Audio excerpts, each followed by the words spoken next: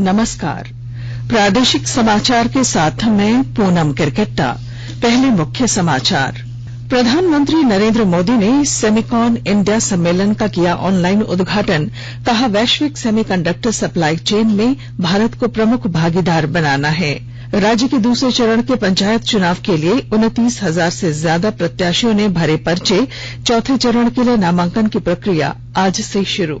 IB ने झारखंड, बिहार, ओडिशा और पश्चिम बंगाल में उग्रवादी हमले की आशंका को लेकर जारी किया अलर्ट। सुरक्षा को लेकर पुलिस ने शुरू की तैयारी। और राजधानी रांची के 30,000 व्यावसायिक भवनों में जून के पहले सप्ताह से प्रीपेड स्मार्ट बिजली मीटर लगाने की प्रक्रिया होगी शुरू।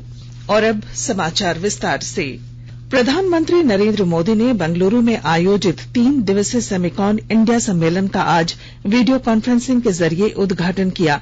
प्रधानमंत्री ने इस मौके पर कहा कि सेमीकंडक्टर आज दुनिया में हमारी कल्पना से अधिक महत्वपूर्ण भूमिका निभा रहा है। हमारा उद्देश्य वैश्विक सेमीकंडक्टर सप्लाई चेन में भारत को प्रमुख भागीदारों में स्थापित करना है। श्री मोदी ने कहा कि भारत के पास दुनिया का सबसे तेजी से बढ़ने वाला स्टार्टअप इकोसिस्टम है। भारत मजबूत आर्थिक विकास की ओर अग्रसर है। 6 लाख गांव ब्रॉडबैंड से जुड़ने की राह पर हैं। ऐसे में वर्ष 2030 तक सेमी कंडक्टर की खपत $110 मिलियन को पार कर जाने की उम्मीद है। दरअसल इस सम्मेलन का आयोजन भारत को इलेक्ट्रॉनिक्स विनिर्माण, सेमी कंडक्टर डिजाइन और नवाचार के क्षेत्र में अग्रणी बनाने के लिए हो रहा है। इस सम्मेलन में उद्योग संघों, अनुसंधान संगठनों और शैक्षिक जगत के वरिष्ठ विशेषज्ञ हिस्सा ले रहे हैं। मुख्यमंत्री हेमंत सोरेन कल नई दिल्ली में प्रधानमंत्री के साथ मुख्यमंत्रियों और मुख्य न्यायाधीश के साथ होने वाले सम्मेलन में शामिल होंगे। श्री सोरेन ने कल देर शाम हैदराबाद में तेलंगाना के मुख्यमंत्री के चंद्रशेखर राव से मुलाकात की।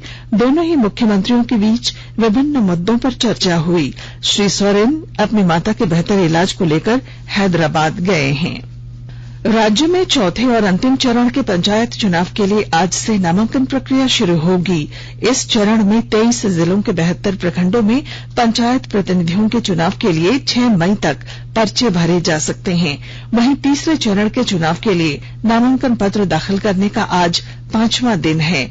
इसके अलावा दूसरे चरण में 16 जिलों के 50 प्रखंडों में होने वाले चुनाव को लेकर कुल 29,347 प्रत्याशियों ने पर्चे दाखिल किए हैं। इन सभी नामांकन पत्रों की जांच 30 अप्रैल तक होगी। वहीं पहले चरण में 21 जिलों के 72 प्रखंडों में होने वाले चुनाव को लेकर प्रत्याशियों के बीच चुनाव चिन्ह आज आवंटित किए जाएंगे। राष्ट्रीय व्यापी टीकाकरण अभियान के तहत देश अब तक 188 करोड़ 65 लाख से अधिक कोविड वैक्सीन खुराक दे चुका है। स्वास्थ्य मंत्रालय ने कहा कि पिछले 24 घंटों में 22,80,000 से अधिक खुराकें पिलाई गईं। इसी अवधि के दौरान देश में 3,370 नए मामले सामने आए। देश में सक्रिय मामलों की कुल संख्या 17,801 है। अभी स्वस्थ होने की दर 98.74% है। झारखंड उच्च न्यायालय ने सहायक अभियंता नियुक्ति प्रतियोगिता की प्रारंभिक परीक्षा में आरक्षण का लाभ देने के मामले में झारखंड लोक सेवा आयोग द्वारा जवाब दाखिल नहीं किए जाने पर नाराजगी जाहिर की है। न्यायाधीश राजेश शंकर की अदालत ने इस मामले में दायर एक याचिका पर सुनवाई करते हुए जेपीएससी को 3 सप्ताह के अंदर जवाब दाखिल करने को कहा है। अदालत ने कहा कि अगर आयोग ने समय पर जवाब दाखिल नहीं किया तो नियुक्ति प्रक्रिया रोक दी जाएगी। अमृत महोत्सव के तहत आकाशवाणी के साप्ताहिक क्विज में आइए आप भी शामिल हों। आजादी के 75 वर्षों का पर्व अमृत महोत्सव प्रत्येक बुधवार शाम 7 बजे प्रसारित होने वाले प्रादेशिक समाचार के दौरान पूछे गए प्रश्न का सही उत्तर देने वाले एक प्रतिभागी इनाम का हकदार होगा। इसके लिए सुनते रहें आकाशवाणी रांची का प्रसारण।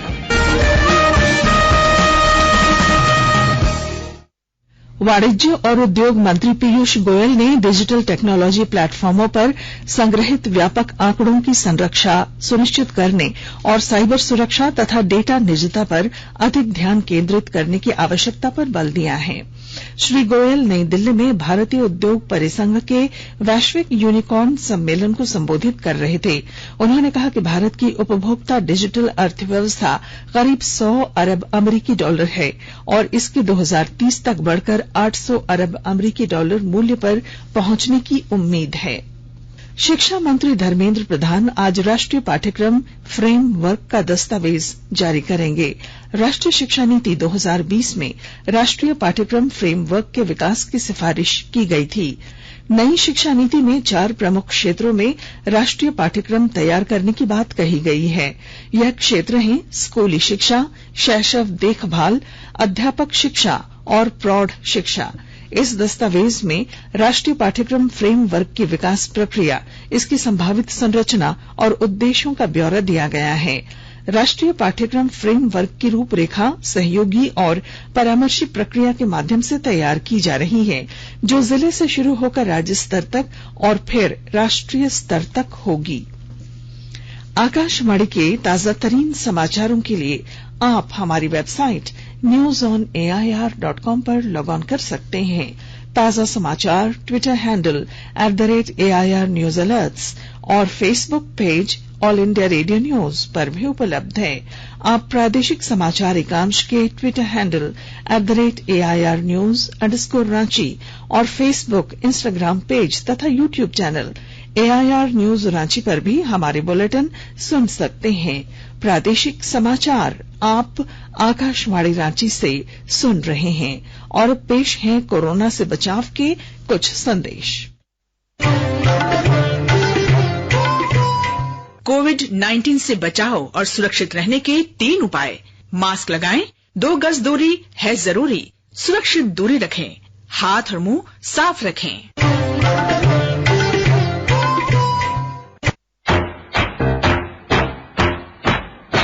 चलो मिलकर इस शुरुआत करें, चलो एक फैसला आज करें, मास्क नहीं तो टोकेंगे, कोरोना को रोकेंगे, चलो एक इरादा करते हैं, चलो कुछ वादा करते हैं, मास्क नहीं तो टोकेंगे, कोरोना को रोकेंगे। भारत सरकार द्वारा जनहित में जारी। प्रादेशिक समाचार में आपका फिर स्वागत है। केंद्रीय खुफिया विभाग आईबी ने झारखंड, बिहार, ओडिशा और पश्चिम बंगाल में उग्रवादी हमले की आशंका को लेकर अलर्ट जारी किया है। आईबी ने कहा है कि झारखंड में पंचायत चुनाव के दौरान उग्रवादी हिंसक घटना को अंजाम दे सकते हैं। ऐसे में खुफिया एजेंसी द्वारा इन चारों राज्यों को सतर्कता बरतने के साथ कई सुझाव भी दिए जा रहे हैं। आईबी के अलर्ट के बाद झारखंड में पुलिस प्रशासन उग्रवादियों से निपटने के लिए रणनीति बनाने में जुट गया है, ताकि पंचायत चुनाव के दौरान किसी भी उग्रवादी हमले की घटना को नाकाम किया जा सके। पूर्व मुख्यमंत्री रघुवर दास ने रांची के कुटे गांव में संचालित गैर सरकारी संस्था में पिछले दिनों 2 आदिवासी बच्चियों के साथ हुए दुष्कर्म की सीबीआई जांच कराने की मांग की है। इस सिलसिले में उन्होंने केंद्रीय गृह मंत्री को पत्र भी लिखा है।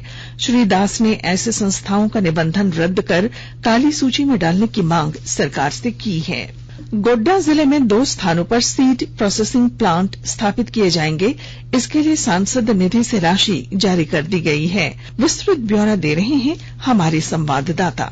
गोड्डा जिले में केंद्र सरकार की मदद से 2 स्थानों पर सीड प्रोसेसिंग प्लांट के लिए राशि विमुक्त कर दी गई है। गोड्डा सांसद डॉक्टर ऋषिकांत दुबे ने बताया कि कुल 25 लाख रुपए से बनने वाले 2 सीड प्रोसेसिंग प्लांट के लिए 16वीं लोकसभा से मांग की गई थी।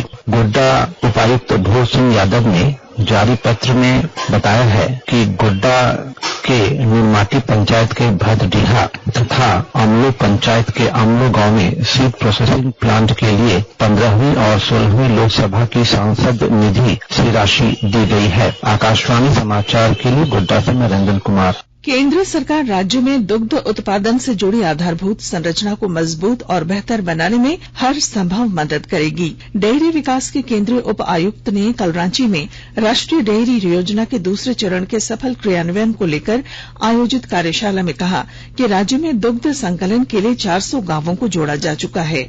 उन्होंने कहा कि दुग्ध उत्पादन से जुड़े लोगों और किसानों की आय बढ़ाने की दिशा में सरकार लगातार प्रयास कर रही है। इस मौके पर कृषि विभाग के अधिकारियों ने बताया कि यहां दुग्ध उत्पादकों को प्रति लीटर 2 रुपए सब्सिडी दी जा रही है। वहीं 3 नए दुग्ध संयंत्र बनकर तैयार हैं। जल्द ही इसे चालू किया जाएगा। संक्षिप्त खबरें। रांची हावड़ा एक्सप्रेस 1 मई को परिवर्तित मार्ग से चलेगी। ट्रेन का परिचालन कोटशिला, पुरुलिया, चांडिल, टाटानगर और खड़गपुर रूट से होगा।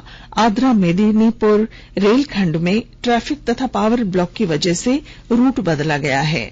राजधानी रांची के हर थाने में विशेष अनुसंधान एवं अभियोजन इकाई के गठन की प्रक्रिया शुरू कर दी गई है। सिटी एसपी ने सभी थानेदारों को इस इकाई के लिए सब इंस्पेक्टर स्तर के अधिकारी का चयन करने को कहा है। कला, संस्कृति, खेलकूद एवं युवा कार्य विभाग तथा रांची प्रेस क्लब द्वारा 3 दिवसीय नाट्य महोत्सव आज से शुरू हो रहा है। रांची विश्वविद्यालय के आर्यभट्ट सभागार में इस दौरान 3 नाटकों का मंचन होगा। गोड्डा जिले के बोआरीजोर थाना क्षेत्र स्थित चांदसर गांव के निकट 2 मोटरसाइकिलों के बीच सीधी टक्कर में एक युवक की मौत हो गई। पाकुड़ जिले के महेशपुर थाना क्षेत्र स्थित कोटाल पोखर गांव में कल देर रात घरेलू विवाद में पति ने पत्नी की हत्या कर दी। इसके बाद खुद भी फंदे से झूलकर आत्महत्या कर ली। पुलिस पूरे मामले की छानबीन कर रही है। राजधानी रांची में जून के पहले सप्ताह से प्रीपेड स्मार्ट बिजली मीटर लगाने की प्रक्रिया शुरू कर दी जाएगी। पहले चरण में शहर के 30,000 व्यावसायिक भवनों में इसे लगाया जाएगा। झारखंड बिजली वितरण निगम द्वारा लगाए जाने वाला प्रीपेड स्मार्ट मीटर ऐप से कनेक्ट होगा, जिसे उपभोक्ता गूगल प्ले स्टोर से डाउनलोड कर सकेंगे। प्रीपेड स्मार्ट मीटर लगने के बाद उपभोक्ताओं को जहां समय पर बिजली मिल सकेगी, वहीं सब्सिडी का भी आसानी से वे लाभ ले सकेंगे। प्रीपेड स्मार्ट मीटर लगने के बाद उपभोक्ता उतनी ही बिजली का इस्तेमाल कर सकेंगे जितनी राशि का वे रिचार्ज करेंगे। राज्य में एनीमिया मुक्त भारत अभियान के तहत विद्यालय स्तर पर बच्चों के बीच आयरन और फॉलिक एसिड सप्लीमेंट वितरित किया जाएगा। स्वास्थ्य विभाग के अपर मुख्य सचिव अरुण कुमार सिंह ने इस अभियान के सफल क्रियान्वयन को लेकर स्वास्थ्य अधिकारियों के साथ बैठक की। उन्होंने कहा कि इस अभियान में बेहतर प्रदर्शन करने वाले जिलों और लोगों को पुरस्कृत किया जाएगा। लोहरदगा में पहली बार आज से झारखंड साइंस फिल्म फेस्टिवल आयोजित हो रहा है। 3 दिनों तक चलने वाले इस फिल्म फेस्टिवल में विभिन्न श्रेणियों की कुल 45 फिल्में दिखाई जाएंगी। पहले दिन आज 13 फिल्मों का प्रदर्शन होगा। फिल्म फेस्टिवल के संयोजक विकास कुमार ने बताया कि मौके पर फिल्मों के प्रदर्शन के साथ साथ विभिन्न मुद्दों पर परिचर्चा का भी आयोजन होगा। कोडरमा ताप विद्युत संयंत्र में कोयले की जरूरत के हिसाब से आपूर्ति नहीं होने से बिजली उत्पादन प्रभावित हो रहा है। यहां मात्र 10 दिनों का कोयला स्टॉक बचा है। 27 अप्रैल को यहां मात्र 1 और कल 5 रैक कोयले की आपूर्ति हुई। इस वजह से 500 मेगावाट के 2 यूनिट वाले इस संयंत्र में बिजली का उत्पादन क्षमता से कम हो रहा है।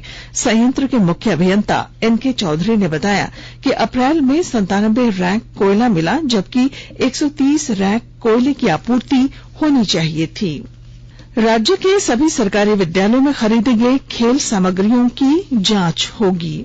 स्कूली शिक्षा एवं साक्षरता विभाग ने सभी प्रखंड शिक्षा प्रसार पदाधिकारियों को हर सप्ताह 20 विद्यालयों की जांच रिपोर्ट देने का निर्देश दिया गया है। इसमें स्कूल का नाम, खेल सामग्री खरीदने के लिए मिली राशि, खरीदी गई खेल सामग्री की संख्या और खर्च की गई राशि का ब्यौरा देना है। रणजी ट्रॉफी क्रिकेट का नॉकआउट राउंड 4 जून से शुरू होगा। इस राउंड के लिए झारखंड के अलावा पश्चिम बंगाल, मुंबई, उत्तराखंड, कर्नाटक, उत्तर प्रदेश, पंजाब और मध्य प्रदेश की टीमों ने क्वालिफाई किया है। पहले क्वार्टर फाइनल मैच में झारखंड का मुकाबला पश्चिम बंगाल से बंगलुरु में होगा। वहीं सेमीफाइनल मैच 12 से 16 जून और फाइनल 20 जून से खेला जाएगा। और अब अंत में मुख्य समाचार। प्रधानमंत्री नरेंद्र मोदी ने सेमिकॉन इंडिया सम्मेलन का किया ऑनलाइन उद्घाटन। कहा, वैश्विक सेमीकंडक्टर सप्लाई चेन में भारत को प्रमुख भागीदार बनाना है। राज्य के दूसरे चरण के पंचायत चुनाव के लिए 29,000 से ज्यादा प्रत्याशियों ने पर्चे भरे। चौथे चरण के लिए नामांकन की प्रक्रिया आज से शुरू। आईबी ने झारखंड, बिहार, ओडिशा और पश्चिम बंगाल में उग्रवादी हमले की आशंका को लेकर जारी किया अलर्ट। और राजधानी रांची के 30,000 व्यावसायिक भवनों में जून के पहले सप्ताह से प्रीपेड स्मार्ट बिजली मीटर लगाने की प्रक्रिया होगी शुरू। और इसके साथ ही आकाशवाणी रांची से प्रादेशिक समाचार का ये बुलेटिन समाप्त हुआ। नमस्कार।